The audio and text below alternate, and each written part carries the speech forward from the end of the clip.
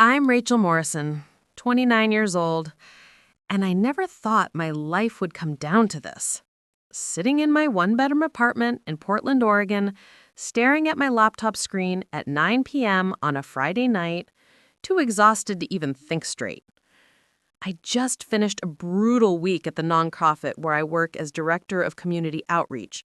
The kind of week where you skip lunch 3 days in a row because there's always one more crisis to handle, one more family that needs housing, one more funding application that can't wait. But I couldn't rest. Not yet.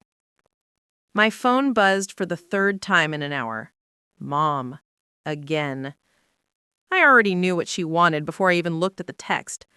Rachel, honey, we still need the venue deposit for the reunion. Can you transfer it tonight? The event planner is getting anxious. You're so good with money, and Brandon's been so busy with his promotion. We knew we could count on you. I stared at those words. You're so good with money. That's what they always said. Like it was some kind of compliment, some special skill I had that made it okay for me to foot the bill for everything. The truth? I was good with money because I had to be.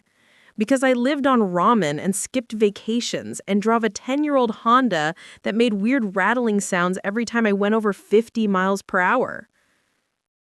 I opened my banking app, the one I checked obsessively because I had to know exactly where every penny went. My savings account stared back at me. $12,847. 3 years ago, it had been over $98,000. I'd saved that money slowly, carefully, putting away every extra dollar for my nonprofit salary, living below my means, planning for a future that seemed to get further away every month. I pulled up the spreadsheet I kept, the one nobody in my family knew existed. The numbers told the story I was too tired to keep repeating to myself. Brandon's law school loans, $43,000. I'd been making payments for 2 years, telling myself it was temporary, that he'd start paying me back once he got established, but Brandon never asked where the money came from. He just assumed Dad was helping him, like Dad helped with everything in his golden child life. Mom's surgery and medical bills, $18,500. 2 years ago, when her insurance didn't cover everything, Dad had looked at me with those pleading eyes and said, Rachel, we're family. We take care of each other. So I took care of it, drained a chunk of my savings, and never said a word when they bought a new truck 6 months later. Family events, $12,000. Every reunion, every celebration, every holiday gathering. Somehow, I was always the one who ended up covering the deposits, the catering, the decorations, because I was so organized and so responsible. And now this reunion, another $7,547 to celebrate Brandon's promotion to senior associate at his fancy law firm. Another event where everyone would pat him on the back and tell him how proud they were, while I faded into the background like furniture. Total? $85,247. $85,247. That's what it cost to be the invisible daughter, the responsible one, the one nobody had to worry about because I always said yes. My phone buzzed again. A notification from my work email. Subject line, Executive Director position, final decision needed. Dr. Patricia Williams, the CEO of the organization, had sent it 3 months ago. The West Coast Regional Development Initiative wanted me. Executive Director, 6-figure salary, overseeing community development projects across 5 states. It was everything I'd worked toward, everything I dreamed about. I'd asked for time to think about it, told Dr. Williams I needed to make sure my family situation was stable first. Stable. What a joke. I looked at the email for maybe 10 seconds before closing it. I couldn't think about that now. I had a venue deposit to pay. I transferred $2,000 to my parents' account. Watched my savings drop to $10,847. Then I opened my fridge looking for dinner. Leftover pasta from 3 days ago, some wilted lettuce, a yogurt that was probably expired. I ate the pasta cold, standing at my kitchen counter, and tried not to think about the fact that my 26-year-old brother is probably out at some expensive restaurant right now with his polished corporate attorney fiancé posting pictures on Instagram about his perfect life. My life wasn't perfect. It wasn't even close. But I kept showing up, kept saying yes, kept being the reliable one, the stable one, the one who could handle it. Because that's what family does, right? I finished the pasta, rinsed the container, and confirmed my attendance at the reunion. It would be just like every other family gathering. Brandon would be the star, Mom and Dad would beam with pride, and I would smile and nod and pretend it didn't hurt that nobody ever asked about my work, my life, my dreams. I didn't know it then, but that reunion was going to change everything. The Morrison family reunion was exactly what I expected, and somehow worse.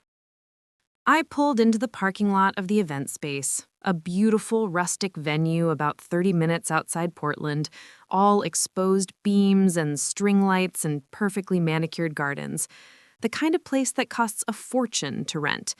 The kind of place I'd helped pay for. I dressed simply, a nice blouse and slacks, nothing flashy. My one concession to the occasion was a new pair of earrings I'd bought on sale. As I walked toward the entrance, I could already hear the buzz of conversation, the laughter, the energy of 50-plus relatives who'd gathered for this celebration. Brandon's celebration. The moment I stepped inside, I saw it. Photos of my brother everywhere. Professionally printed displays showing his journey, high school valedictorian, Georgetown Law acceptance letter, first case win, promotion announcement. It looked like a campaign headquarters, except the candidate was my baby brother, and the office he was running for was favorite child. Rachel!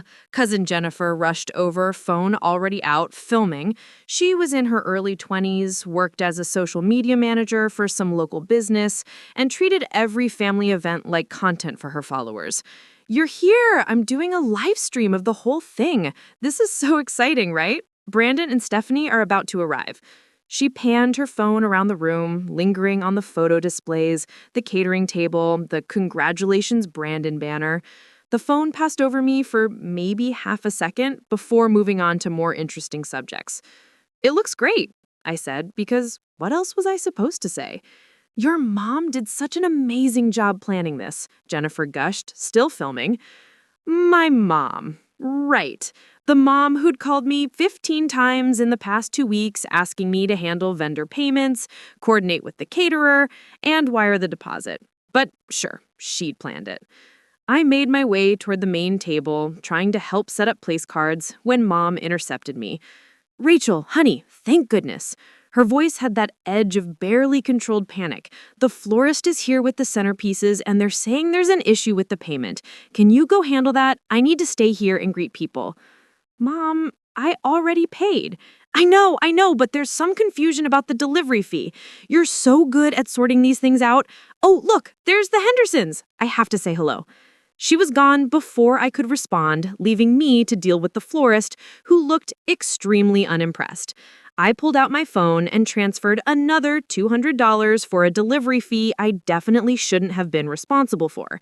When I turned around, the energy in the room had shifted. Brandon had arrived. My brother walked in like he owned the place, 6 feet tall in a perfectly tailored suit, his arm around Stephanie Yang, his fiancée. Stephanie was everything a corporate attorney should be. Polished, beautiful, with the kind of confidence that came from never having to worry about money. Her Instagram had 50,000 followers. She posted about their power couple lifestyle constantly. And apparently, she was live streaming right now, too. This venue is gorgeous, Stephanie said to her phone, panning around while relatives gathered. We're here celebrating my brilliant fiancé's promotion to senior associate. So proud of you, babe. Brandon smiled, accepting congratulations from aunts and uncles, shaking hands like a politician. He saw me across the room and gave a little wave. Not a hug, not a thank you for everything you've done, just a wave. Dad appeared at Brandon's side, chest puffed out with pride. "That's my boy," I heard him say to Uncle Raymond, my dad's older brother. "Senior associate at 26. Not everyone can say that." Uncle Raymond, a retired Navy veteran who'd always been kind to me, caught my eye and gave me a slight nod. There was something in his expression, a kind of knowing concern. Aunt Linda, Mom's younger sister, stood near the back of the room with a glass of wine. She owned a small but successful consulting business, and she'd always been the pragmatic one in the family. When our eyes met, she gave me a subtle headshake, like a warning. I didn't have time to figure out what that meant because Dad was standing up, clinking his glass. Preparing and narrating this story took us a lot of time, so if you are enjoying it, subscribe to our channel. It means a lot to us. Now back to the story. Everyone, can I have your attention? His voice boomed across the room. Before we sit down for dinner, I want to say a few words about my son. The room fell quiet. 50 pairs of eyes turned to Dad, to Brandon, to the perfect tableau of success they represented. And me? I stood near the back next to the table where I'd set out the place cards, invisible as always. Dad launched into his speech, talking about Brandon's achievements, his dedication, his bright future. "Georgetown Law," he said, voice full of pride. "That's not easy to get into. That's not easy to finish. And now, senior associate at one of the most prestigious firms in Portland." Applause rippled through the room. Brandon looked appropriately humble, nodding his thanks. "I'm so proud," Dad said. "So proud to have a son who's made something of himself." I noticed he didn't mention me, not even in passing, not even and we're proud of all our children. Just Brandon, always Brandon. Stephanie posted another Instagram story, this time with the caption, "Future father-in-law giving the sweetest speech about my man. #blessed. #family first. #power couple." Cousin Jennifer's live stream was still going, comments flooding in from her followers. "Oh, so sweet. What an accomplishment. Goals." Nobody asked about my work. Nobody mentioned the community development projects I'd been killing myself over. Nobody knew that just last month, one of my housing initiatives had placed 37 families in stable homes. They didn't know because they'd never asked. I felt Grandmother May's eyes on me from across the room. She was 78, a quiet woman who watched everything and said little. But when her eyes met mine, I saw something there. Recognition, maybe? Or pity. I couldn't tell which was worse. "All right, everyone," Dad said, wrapping up. "Let's sit down for dinner. We've got a lot to celebrate tonight." As everyone moved toward their seats, I watched my family laugh and chat and celebrate my brother's success. I watched Mom fuss over the table settings I'd arranged. I watched Dad clap Brandon on the shoulder. I watched Stephanie pose for more photos. And I felt something inside me start to crack. Not yet, I told myself, just get through tonight. But as we all took our seats and the servers started bringing out appetizers, Dad stood up again, glass in hand. "Actually," he said, "I have one more toast to make." My stomach dropped. I knew that tone. I knew that look. This wasn't going to be good. The room went quiet again, everyone settling in with anticipation. Dad loved being the center of attention, loved making speeches, loved playing the patriarch role. Usually I could handle it. Usually I just smiled and waited for it to be over. But something about tonight felt different. Dad took a sip of his wine, looking around the room with that self-satisfied expression he got when he thought he was about to say something profound. "You know, having children is interesting. You raise them the same way, give them the same opportunities, the same values, but they turn out so different." Oh, no. Brandon here, he took every opportunity we gave him and ran with it. Scholarships, law school, top of his class. Now he's at one of the best firms in the state. Dad beamed at my brother. That's what we call success. That's what making your parents proud looks like. Scattered applause, a few relatives nodding along. But of course, Dad continued, and I felt my hands grip the napkin in my lap. We can't all be high achievers. The room shifted. A few people looked uncomfortable. Uncle Raymond's jaw tightened. Dad turned toward me, and every eye in the room followed. Rachel's doing her charity work, which is nice. Community development, helping poor people, that sort of thing. It's sweet, really. But let's be honest, it's not exactly what we call successful. My heart was pounding, but my face stayed calm. Years of practice, years of swallowing hurt, years of being the family punching bag had taught me how to keep my expression neutral, even when I was dying inside. I mean, she's almost 30, Dad continued, oblivious to the tension building in the room. Still in a tiny apartment, driving that old car, working for pennies at some nonprofit. We had such high hopes for her. Good grades, smart girl. But she chose differently. Some relatives laughed nervously, others stared at their plates. Stephanie's phone was still recording, but she'd lowered it slightly, looking uncomfortable. Jennifer's live stream was still going. I could see her screen from where I sat. The comments were rolling in, but they'd changed tone. Yikes, this is awkward. Did he really just say that? This dad is being really mean. The truth is, Dad said, and now his voice had that edge of cruelty that he probably thought was just being honest. You're the disappointment, Rachel. We had such high hopes, but you settled for less. You chose the easy path, the path that doesn't require real ambition. Brandon here, he's the one who made us proud. He's the one who understood what success means. The words hung in the air like poison. You're the disappointment. 50 people stared at me. Some looked shocked. Some looked pitying. A few looked like they agreed with him. Mom reached over and touched Dad's arm weakly, a performative gesture that meant nothing. David, honey, maybe... I'm just being honest, Dad interrupted. Rachel needs to hear this. Someone needs to tell her that her little projects aren't the same as real achievement. Brandon sat frozen, staring at his plate. His fiancée Stephanie looked mortified, finally having the decency to stop recording. Uncle Raymond stood up slightly, like he was about to say something, but Aunt Linda put a hand on his arm, shaking her head. Grandmother May's face had gone dark, her eyes sharp with disapproval, but she said nothing. Not yet. The room was completely silent now. Even the servers had stopped moving. And me? I sat there, hands folded in my lap, years of being undervalued, overlooked, and exploited crystallized into a single moment of absolute clarity. I was done. Done being invisible, done being the family ATM, done being the disappointment. I reached slowly for my phone, pulling it from my purse. Everyone watched, probably thinking I was about to leave, about to run away crying like they expected. But I wasn't running anywhere. My fingers moved across the screen with deliberate precision. I opened my email, found the message from Dr. Patricia Williams, subject line, Executive Director position, final decision needed. 3 months. I'd waited 3 months to accept this position because I wanted to make sure my family was financially stable first, because I thought that's what being responsible meant, because I'd been conditioned to put them first, always. I typed out my response. Dr. Williams, I accept the position. When can we make the announcement? Her reply came almost instantly.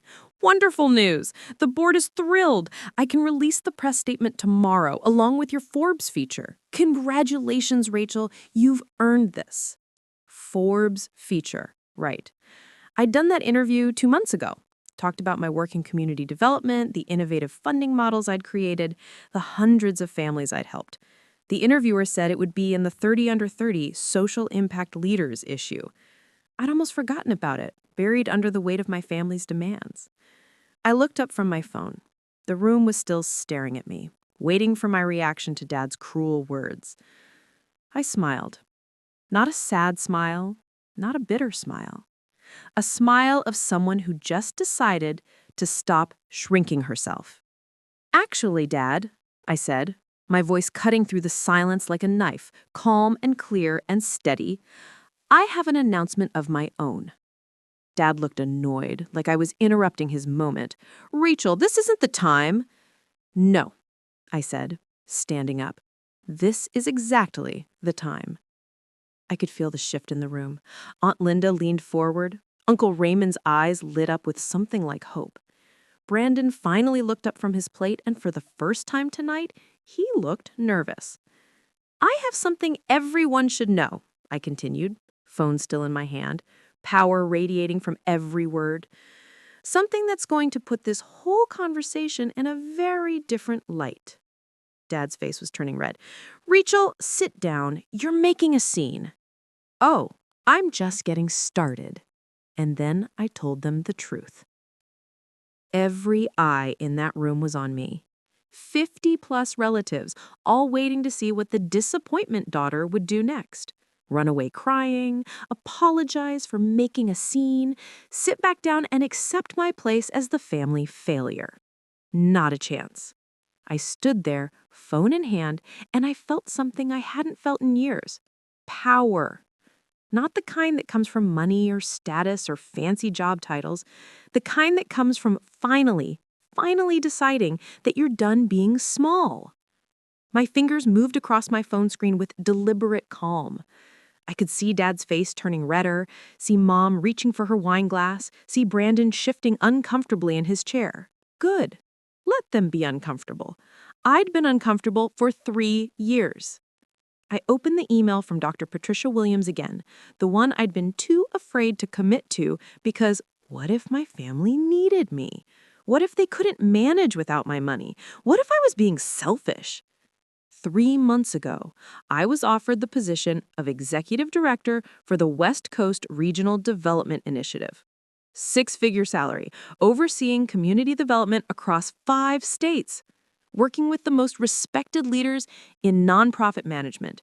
It was everything I'd worked toward, everything I dreamed about since I graduated with my social work degree 7 years ago. And I'd said I needed time. Time to make sure Brandon's loans were covered. Time to make sure Mom and Dad had enough for their expenses. Time to make sure the family was stable. I'd put my dream on hold to keep funding their dreams. The irony wasn't lost on me now as I typed out my acceptance. Dr. Williams, I'm ready. Let's make this official. Please proceed with the announcement and the Forbes feature. Her response came within seconds. Excellent! I'll coordinate with our communications team. The Forbes piece goes live tomorrow morning. Welcome aboard, Rachel. You're going to change so many lives. I looked up from my phone. The room was still silent, still watching. Jennifer's live stream was still recording. Her phone pointed right at me. I could see the comment count climbing. People were invested now. They wanted to know what happened next. Dad cleared his throat, trying to regain control. Rachel, whatever you think you need to say can wait until... No, Dad, I said, my voice steady and clear. It can't wait. You just called me a disappointment in front of our entire family. You said I settled for less, that I don't understand real success. So now, everyone's going to hear the truth. Aunt Linda was leaning forward now, a slight smile on her face like she knew what was coming. Uncle Raymond had his arms crossed, nodding slightly. Grandmother May's eyes were fixed on me, sharp and knowing. Brandon finally spoke up, his voice uncertain. Rachel, come on, don't do this. I looked at my brother, my golden child brother, who'd never had to sacrifice anything, who coasted through life on my money and Dad's favoritism. Don't do what, Brandon? Tell the truth? Isn't that what family's supposed to do? Stephanie put her hand on Brandon's arm, whispering something. She looked nervous, like she could sense this was about to go very badly for them. I took a breath. 3 months ago, I was offered a position as executive director of the West Coast Regional Development Initiative. More murmurs. Jennifer's phone stayed locked on me. The live stream comments were flooding in now. I delayed accepting, I said, and here was the part that hurt, the part that made me angry at myself as much as at them. I delayed accepting because I wanted to make sure you were all financially stable first. Mom's wine glass stopped halfway to her mouth. Dad's face went from red to pale. Brandon looked confused. That's right, I said, my voice getting stronger. I put my career on hold to keep funding yours, to keep playing the role of the responsible one, the reliable one, the one who'd always say yes. I pulled up the confirmation email on my phone, the one that had just come through. But you know what? I just accepted. As of 2 minutes ago, I am officially the executive director of the West Coast Regional Development Initiative. The room erupted. Questions, exclamations, confused looks. But I wasn't done. Not even close. And there's something else you should know, I said, silencing them again. Tomorrow morning, Forbes magazine releases their 30 Under 30 Social Impact Leaders issue. And guess whose face is on it? I smiled, not with cruelty, but with the quiet confidence of someone who finally knows her worth. Mine. The room exploded with noise, relatives talking over each other, some in disbelief, some in excitement, some clearly trying to process what I'd just said. Jennifer's live stream comments were going wild. I could see her screen from where I stood. Wait, what? She's in Forbes? This is insane. Go, Rachel! But I wasn't focused on them. I was focused on my father, whose face had gone from pale to purple, mouth opening and closing like he couldn't figure out what to say. That's not, he started, then stopped. You never mentioned. You never asked, I said simply. None of you did. Mom found her voice first. Rachel, honey, that's wonderful. Why didn't you tell us? The audacity. The sheer audacity of that question made me laugh, actually laugh. Why didn't I tell you? Maybe because every time I tried to talk about my work, you changed the subject to Brandon. Maybe because when I mentioned my projects, Dad called them cute little community things. Maybe because it was clear that unless I was making corporate lawyer money, my career didn't matter. I pulled up my phone and connected it to the venue's display screen. Thank God this place had modern AV equipment. Within seconds, the Forbes website appeared on the big screen behind me. The same screen that had been showing Brandon's achievement photos all night. And there was my face, professional headshot, confident smile, with the headline, 30 Under 30 Social Impact Leaders Changing America. Rachel Morrison, 29, Revolutionizing Community Development. The room went silent again, everyone staring at the screen. I read from the article. Morrison's innovative approach to affordable housing has placed over 500 families in stable homes. Her job creation initiatives have generated over 200 positions in struggling neighborhoods. Her neighborhood revitalization project in Southeast Portland has become a national model for community-driven development. My voice got stronger with every word. That's what I do, Dad. That's what you dismissed as charity work. I don't just help poor people. I change systems. I create opportunities. I rebuild communities that everyone else has written off. Uncle Raymond stood up, his voice booming. That's incredible, Rachel. That's real success. Aunt Linda joined him. I always knew you were doing important work. I'm so proud of you. But my parents just sat there, stunned. Brandon looked like he'd been slapped. Stephanie had her phone out, but she'd stopped recording, probably trying to figure out how to salvage this for her social media narrative. The article releases tomorrow morning, which means by tomorrow, everyone's going to know that Rachel Morrison, the disappointment daughter, is actually kind of a big deal. Grandmother May spoke for the first time all night, her voice quiet but powerful enough to cut through everything. It's about time someone recognized your worth, Rachel, even if your own family didn't. That landed like a bomb. You could see it on Dad's face, the realization that even his own mother was calling him out.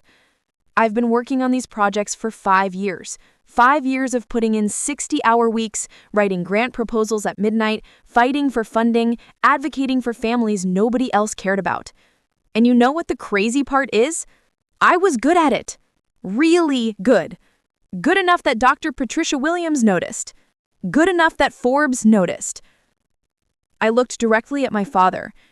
Good enough that the only people who didn't notice were the ones who were supposed to love me unconditionally.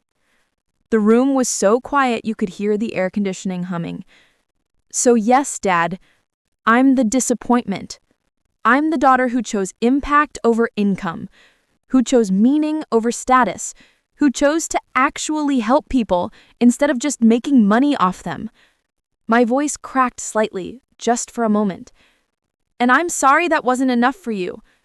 I'm sorry I wasn't Brandon. But I'm done apologizing for being me. I let that sit for a moment, watching my words sink in. Then Aunt Linda stood up.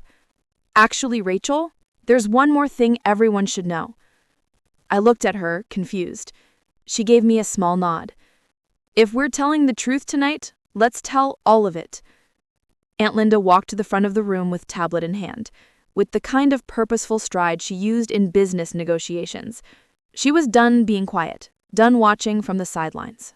Last year, she said, her voice carrying the authority of someone who'd built a successful business from nothing, Rachel asked to borrow my accountant for help with her taxes. Complex stuff, given all the financial transactions she'd been managing. I felt my stomach drop. Oh no, she wouldn't. She would. As a CPA, my guy noticed some patterns. A lot of outgoing payments to family members. So he asked me about it. Aunt Linda connected her tablet to the same display screen showing my Forbes article. Rachel made me promise not to tell anyone. But after what just happened, I think that promise is void. A spreadsheet appeared on the screen. Detailed, itemized, devastating. Over the past 3 years, Aunt Linda said, Rachel has provided $85,247 in financial support to this family. The room gasped. Multiple people said, "What?" at the same time. Jennifer's live stream went crazy. Let me break that down for you, Aunt Linda continued, using the tablet stylus to highlight rows. Brandon's law school loans, $43,000, paid over 2 years, monthly installments that Rachel covered while living on $35,000 a year herself. Brandon's face went white. What? I thought Dad didn't pay anything, Aunt Linda said bluntly. Rachel did. You never asked where the money came from, so she never told you. She moved to the next line item. Helen's surgery and medical bills, $18,500, 2 years ago, when insurance didn't cover everything.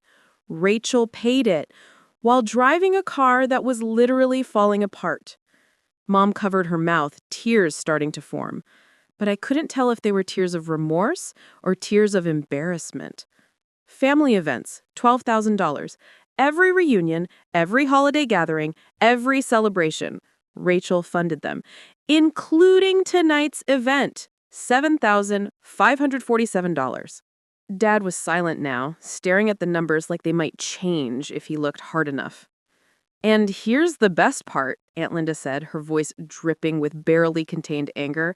While Rachel was paying for all of this, while she was skipping meals and working herself to exhaustion so you could all be comfortable, this family called her the disappointment. Uncle Raymond stood up, his military bearing making him look even more formidable. David, you should be ashamed. You've been taking her money while calling her a failure. That's not being a father. That's being a leech. Now wait just a minute, Dad tried to interject. No, you wait, Uncle Raymond cut him off. Rachel has been holding this family together financially while you celebrated Brandon for achievements she helped pay for. And you have the nerve to call her a disappointment? The room erupted again. Some relatives were shaking their heads in disbelief. Others were looking at my parents with disgust. Cousin Jennifer's live stream had gone completely viral. I could see the view count climbing into the thousands. Brandon finally spoke, his voice shaking. Rachel, I didn't know. I swear I didn't know you were paying my loans. I looked at my brother. For the first time in years, he looked genuinely vulnerable. Not the golden child, just a guy who was realizing his success had been built on his sister's sacrifice. I know you didn't know, I said quietly. That was the point. Everyone just assumed the money came from somewhere else. It was easier that way. Aunt Linda wasn't done. Rachel lived on ramen and worked herself to exhaustion so you could all be comfortable, while her savings account went from almost $100,000 to barely $10,000, and David called her the disappointment. She looked at my father with pure contempt. The only disappointment in this room is you. My phone started buzzing in my hand, insistent, loud enough that people near me could hear it. I looked down and saw Dr. Patricia Williams calling. "I need to take this," I said to the room. Then, because I was done hiding, done being small, I put it on speaker.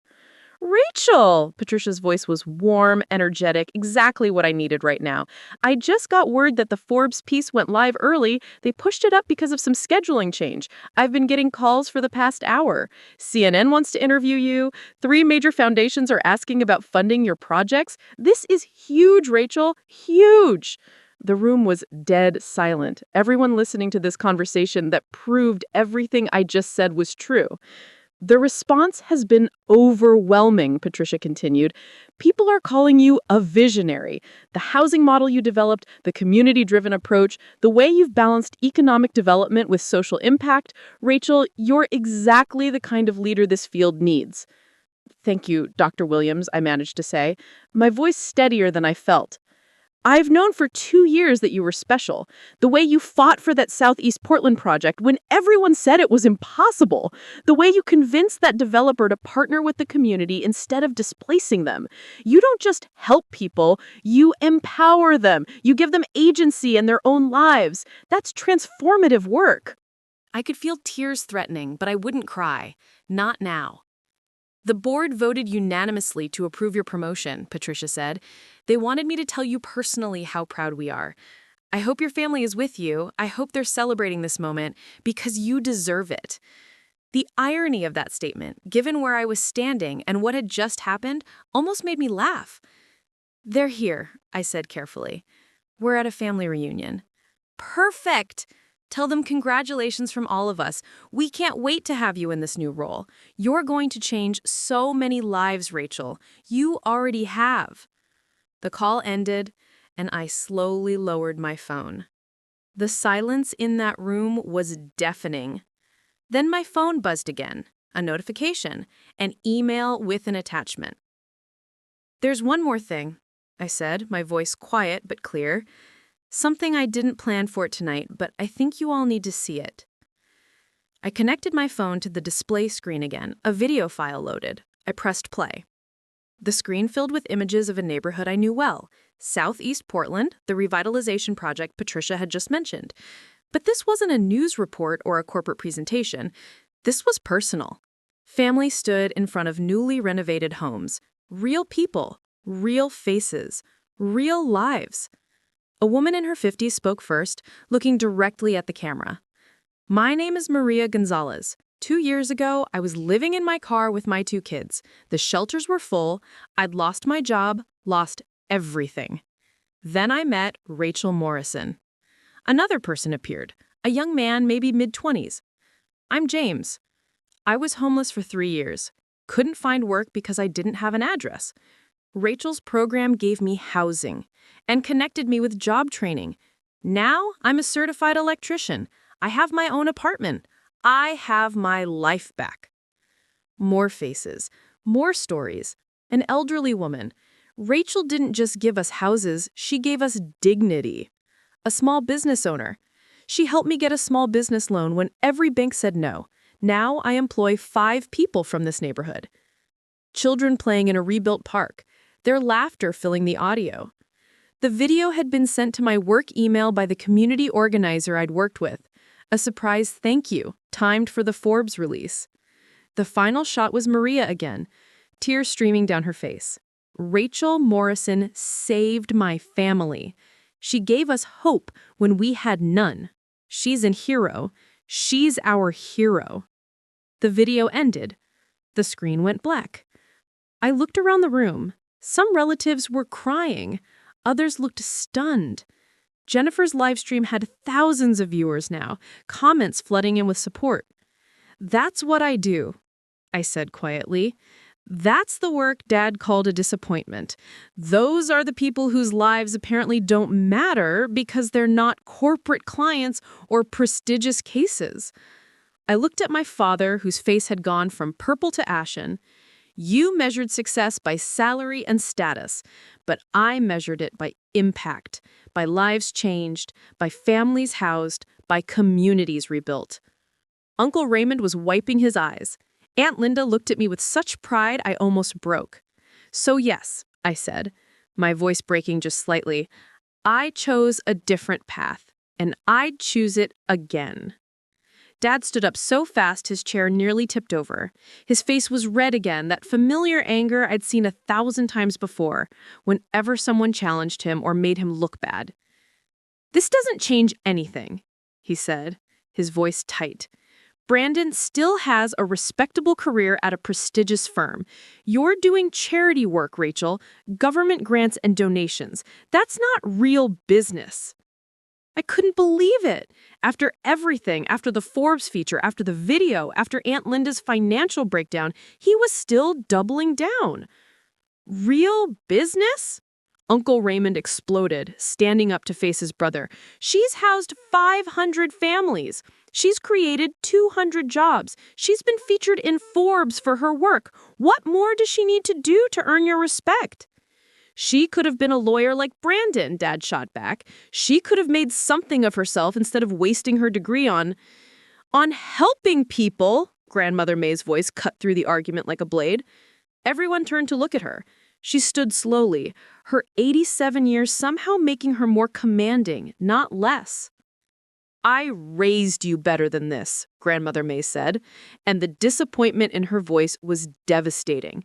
Your father and I taught you about dignity, about service, about caring for your community, and you threw it all away to worship money and status. Mom finally spoke up, her voice shaky. Let's all just calm down. Rachel, honey, we're proud of you. We just didn't realize. You didn't realize because you never asked, I cut her off.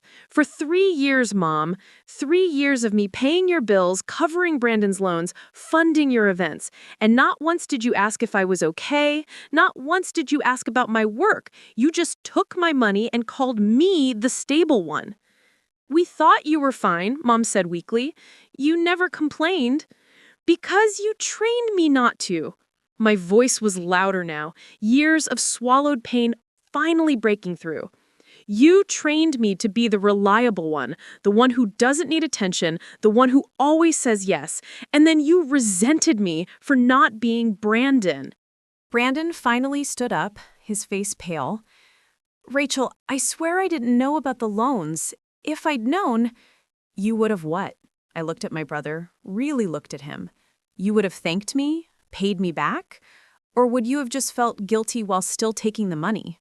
He flinched. I don't know. I honestly don't know. At least that was honest. I didn't know Dad was being so hard on you, Brandon continued, his voice small. I was so focused on my career, on making partners someday, on building my life with Stephanie. I didn't see. That's the problem, I said. None of you saw because it was easier not to. Stephanie tried to step in, her influencer voice turning on. Rachel, I think what you've accomplished is amazing, truly inspiring. Maybe we could collaborate on some social media content about your work. No, I cut her off. I'm not a PR opportunity for you. Her face fell. For the first time tonight, she looked genuinely embarrassed. The room had fractured into clear groups now. Uncle Raymond and Aunt Linda stood firmly on my side. Grandmother Mallory had made her position clear. Cousin Jennifer had stopped recording but was watching everything with new eyes, like she was seeing her family for the first time. But other relatives, the ones who'd laughed at Dad's jokes, the ones who'd always favored Brandon, they shifted uncomfortably. Some made excuses about needing to leave early. Others tried to change the subject. Dad stood there, isolated, unable to admit he was wrong. He finally said, I won't apologize for having standards. Then I won't apologize for not meeting them, I replied. Mom looked between us, torn. For a moment, I thought she might actually choose me for once, might actually stand up to Dad and say what I'd been saying for years. But then she reached for Dad's arm. David, let's just go home. We can talk about this later. And just like that, she made her choice again. Fine, Dad said.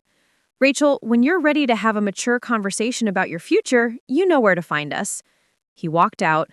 Mom followed, throwing one guilty look back at me before disappearing. And I stood there, watching my parents leave, feeling something I hadn't expected. Relief. The venue had cleared out fast after that, relatives making awkward excuses, promising to call later, avoiding eye contact. The party that was supposed to celebrate Brandon had ended in spectacular disaster, and everyone wanted to escape the wreckage. I was standing in the parking lot, keys in hand, ready to leave, when I heard footsteps behind me. Rachel, wait. Brandon. Without Stephanie this time. Just my brother, looking smaller somehow than he had an hour ago. Can we talk, please? I was exhausted, emotionally drained. Part of me wanted to just get in my car and drive away. But another part, the part that remembered building blanket forts with him when we were kids, that part made me stay. Okay, I said, talk. We walked to a quiet corner of the parking lot, away from the few remaining cars. Brandon ran his hand through his hair, a nervous habit he'd had since childhood. I knew things weren't fair, he started. I knew Dad favored me. I knew you were always in the background while I got the spotlight. But I convinced myself it was okay because everyone seemed fine with it. I wasn't fine with it, I said quietly. I know that now. He looked at me, really looked at me. I let you sacrifice for me because it was comfortable, because it meant I could focus on my career without worrying about money or family obligations. That was selfish. Yeah, it was. I'm sorry. His voice cracked. I'm genuinely sorry, Rachel. I should have seen it. I should have asked questions. I should have defended you when Dad called you a disappointment. I felt something loosen in my chest. Not forgiveness, not yet, but acknowledgement. You should have. I know I can't fix 3 years of being a terrible brother with one apology, but I want to try. I want to make this right. I'll pay back every cent you spent on my loans. It might take a while, but I will. It's not just about the money, Brandon. I looked at him. It's about feeling invisible in my own family. It's about being the one everyone takes from but nobody sees. I see you now, for what that's worth. We stood there in silence for a moment. Then Brandon asked, "Are we okay? Can we be okay?" "I don't know," I answered honestly. "I'm proud of you. I always have been, but I can't keep being your safety net. I can't keep putting your needs before mine." "You're not asking me to," Brandon said. "I'm just asking for a chance to be a better brother." Before I could respond, another voice interrupted. "Rachel." Mom. She had come back without Dad, her face streaked with tears. "Can we talk?" she asked, her voice small. I looked at Brandon, he nodded, and stepped away, giving us space. Mom walked up, wringing her hands. "Your father, he's upset. He thinks you humiliated him in front of the family." "He humiliated himself," I said, my voice flat. "I know," she said it so quietly I almost didn't hear it. "I know he was wrong. What he said about you, it was cruel, unfair."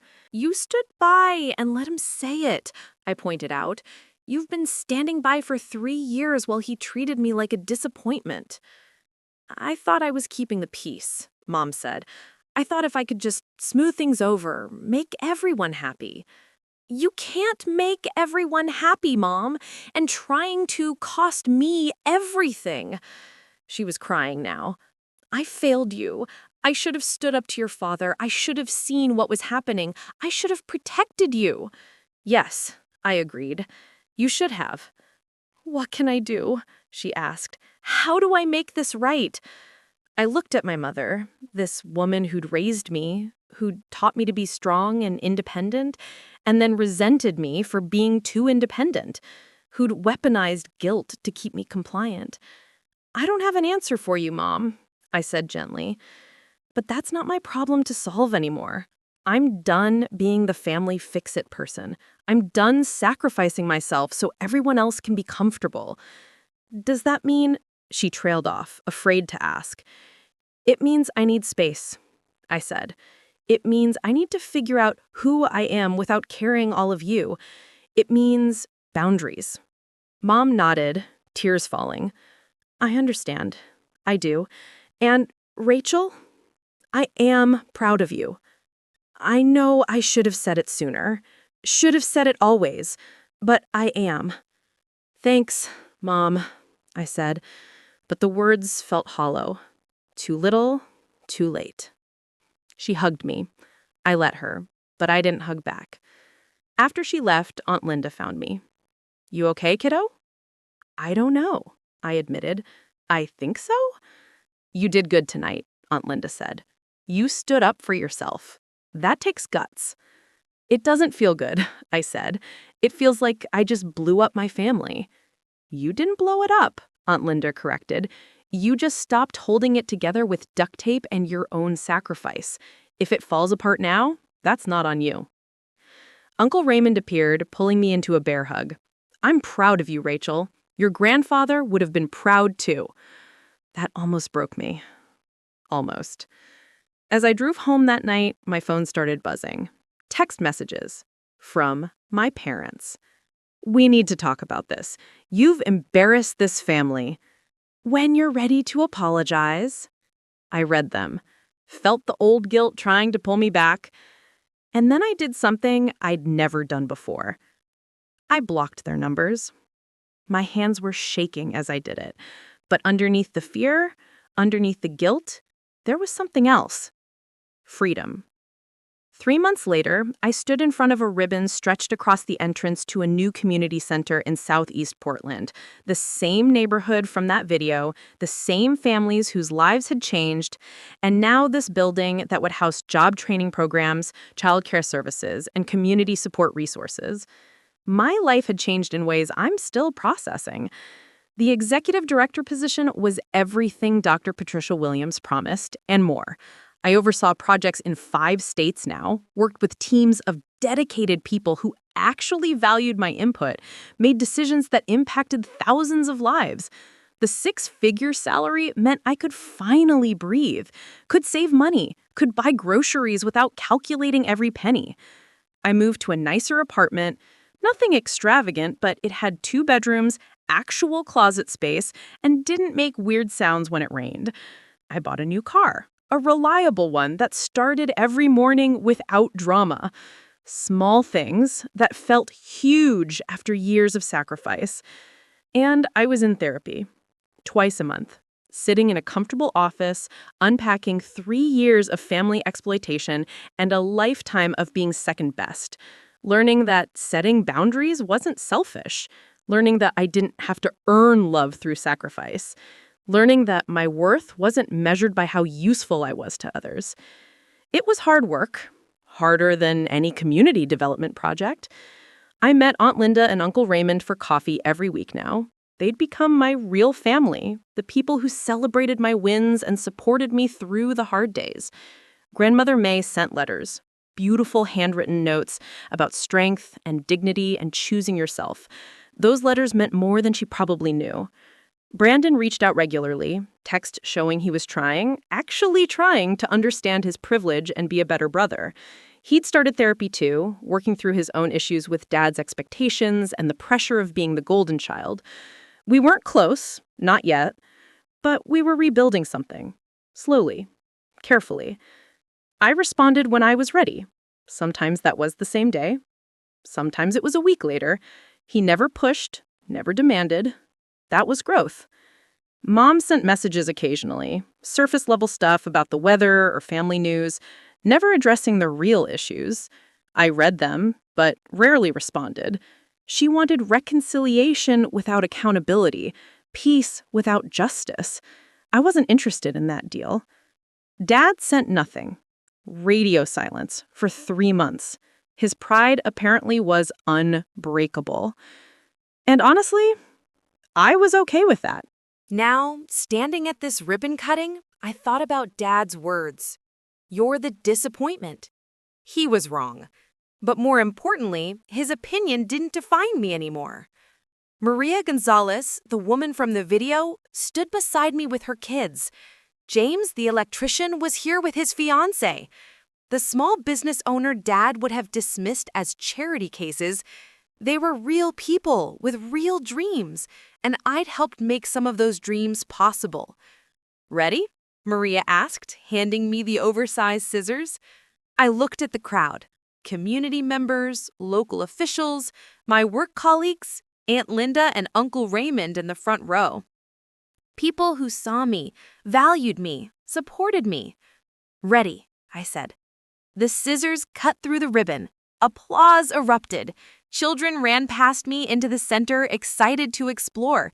Adults followed, tears in their eyes as they saw what their community had built together. Dr. Patricia Williams pulled me aside. "You did this, Rachel. You brought everyone together, secured the funding, made it happen. This is what real success looks like." I smiled. Not because everything was perfect. My family was still fractured. My relationship with my parents might never heal. Brandon and I had years of rebuilding ahead of us. But I was free. Free from the weight of being everyone's solution. Free from shrinking myself to make others comfortable. Free from waiting for approval that would never come. My phone buzzed.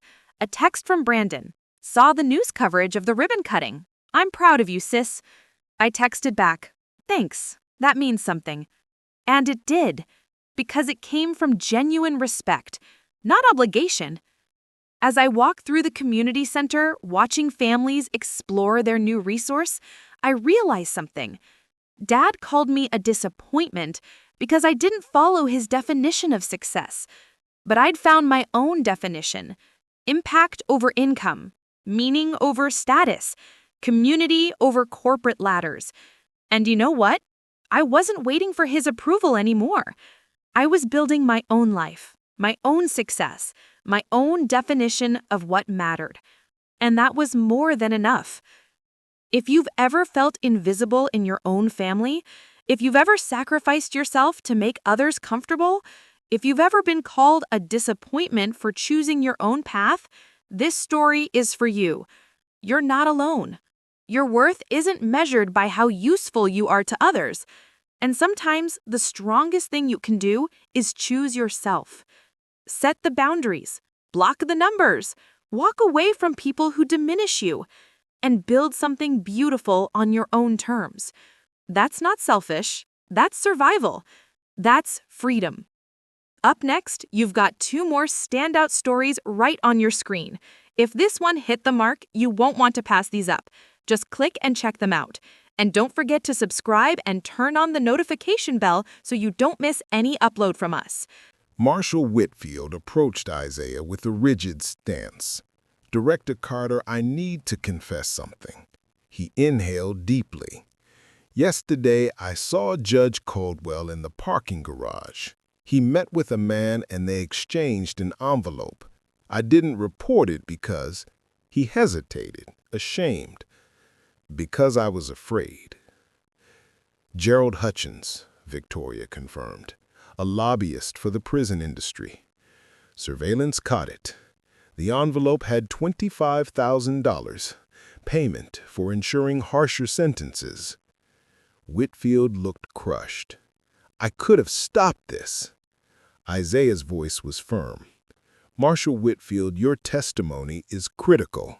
As an impartial witness, you'll help make sure Caldwell never sits on the bench again." Thomas Watkins, dignified despite his years, stepped forward. "Director Carter, I'm Thomas Watkins, civil rights activist in the 60s. Thought I'd seen it all." He shook his head in disbelief. "Never thought I'd see justice like this." Isaiah shook his hand. "Mr. Watkins, your courage, speaking out even while facing charges, matters. Silence in the face of injustice is complicity." Thomas asked softly, "My case?" "Dismissed," Isaiah assured, "and the U.S. attorney won't pursue the federal charges. You grew marijuana for your wife's pain. That's compassion, not a crime." Tears welled in Thomas's eyes. "She died 3 months ago. She never got to see..."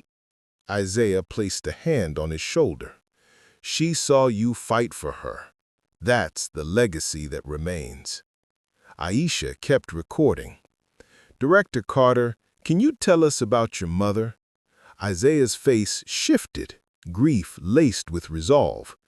My mother, Lorraine Carter, spent 30 years here as a public defender. She fought for those who couldn't afford lawyers. She watched judges like Caldwell discriminate against her clients. The system broke her. It killed her at 53. His voice grew thick. This operation was for her, to finally hold that system accountable. The courtroom grew silent. Even the agents paused to listen. She used to tell me, "Baby, sometimes you have to walk through fire to burn down what's wrong." For 18 months, I walked through fire. I lived a false identity. I missed my daughter's birthdays. I endured Caldwell's abuse, and I do it all again because some fires are necessary. Monica stepped forward gently. "Director Carter, your first call should be to your family."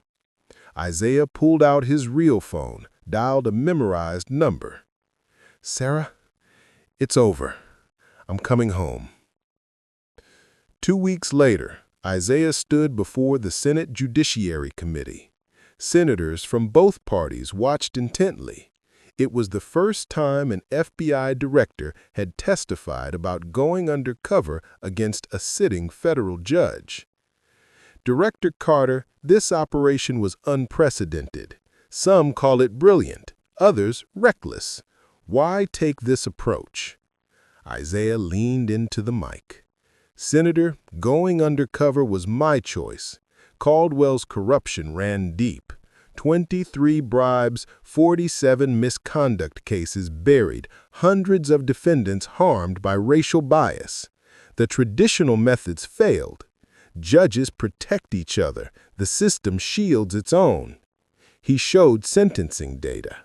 For 8 years, black defendants in Caldwell's court received sentences averaging 3.7 years longer than white defendants for the same crimes. The odds of this happening by chance? 1 in 10 million. Senator Crawford pressed, "But Director, you let yourself be humiliated. Some say you created the injustice you sought to stop." Isaiah's reply was steady. The injustice already existed. Caldwell had been humiliating black defendants for years. When he humiliated me, it was documented. Every slur, every abuse. That's the difference. My humiliation lasted 2 days and ended with Caldwell in cuffs. I'd call that justice. Senator Rodriguez spoke next. "We hear this triggered a review of Caldwell's cases. What's the outcome?" Isaiah nodded. "So far, we've reviewed 127 convictions, 43 overturned, 68 on appeal, and at least 23 shown to have harsher sentences solely due to race."